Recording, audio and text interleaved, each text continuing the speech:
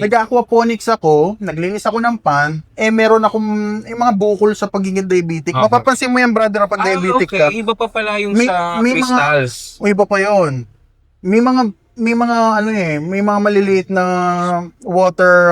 watery something do sa skin mo na pag pumutok, pag na-infect yan, brother, at diabetic ka, malaki ang chance na lalaki yung sugat. So, ganun siya nangyari.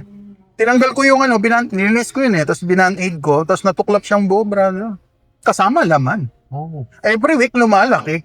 Ganun ang ganun ang sugat sa diabetes, hindi gumagaling. Hanggang sa nagpakonsulta ako online. Pambira yan. Sabi ng doktor, wala na kanya, diabetic ka, kailangan mo yan dalhin sa doktor, kailangan mo palinis. Okay. Kasi hindi gagaling. Okay. Kasi baka ma-infect lalo. Tsaka minarningan na niya ako na ma-amputate daw ako pag napabayaan. Doon ako nag-low carb.